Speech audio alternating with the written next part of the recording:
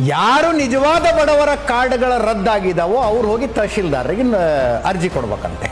ಸ್ವಾಮಿ, ಜನರು ದುಡ್ಕೊಂಡು ತಿನ್ನಕ್ಕಾರು ಬಿಡ್ರಿ, ಅವ್ರ ಪಾಡ್ದವ್ರು ದುಡ್ಕೊಂಡು ತಿಂತಾ ಇದ್ದಾರೆ, ಅದಕ್ಕಾರು ಬಿಡಿ ಹೋಗ್ಲಿ. ರೈತರ ಕೃಷಿ ಮಾಡ್ಕೊಂಡು ಕಷ್ಟನೋ ಸುಖನೋ ಬಂತ ಬೆಳೆ ಬರ್ಲಿಲ್ವಾ ಬೆಳೆ ಮಾಡ್ಕೊಂಡಿದ್ರು, ಏಕಾಏಕಿ ಅವರ ಪಹಣಿಯಲ್ಲಿ ವಕ್ಫ್ ಹೆಸರು ಬರುತ್ತೆ. ಟೆನ್ಷನ್ ಮಾಡ್ಕೋಬೇಡಿ, ನಾವು ನೋಡ್ಕೊತೀವಿ. ತಿಂದಿದ್ದಲ್ಲ ಉಂಡಿದ್ದಲ್ಲ ಅವ್ರ ಜಮೀನಿಗೆ ವಕ್ಫ್ ಹೆಸರು ಹಾಕಿ ಆಮೇಲೆ ಟೆನ್ಷನ್ ಮಾಡ್ಕೋಬೇಡಿ, ನಾವು ಡಿಲೀಟ್ ಮಾಡ್ತೀವಿ. ಈಗ ಇದನ್ನ ರದ್ದು ಮಾಡಿ ಮತ್ತೆ ವಾಪಸ್ ಹೋಗಿ ತಹಶೀಲ್ದಾರ್ ಹತ್ರ ಅರ್ಜಿ ಹಾಕಿ. ರೈತರ ಜಮೀನುಗಳಿಗೆ ವಕ್ಫ್ ಬೋರ್ಡ್ ಹೆಸರು ಬಂದಿದ್ರೆ ಅವರು ತಮ್ಮ ದಾಖಲೆ ಹಿಡ್ಕೊಂಡು ವಕ್ಫ್ ಟ್ರಿಬ್ಯುನಲ್ಗೆ ಹೋಗ್ಬೇಕಂತೆ. ಇಲ್ಲಿ ರೇಷನ್ ಕಾರ್ಡ್ ರದ್ದಾಗಿದ್ರೆ ಅರ್ಜಿ ಹಿಡ್ಕೊಂಡು ತಹಶೀಲ್ದಾರ್ ಹತ್ರ ಹೋಗ್ಬೇಕಂತೆ. ಜನ ದುಡ್ಕೊಂಡು ತಿನ್ನೋದು ಯಾವಾಗ? ಇದನ್ನೇ ಮಾಡ್ಕೊಂಡಿರೋದ?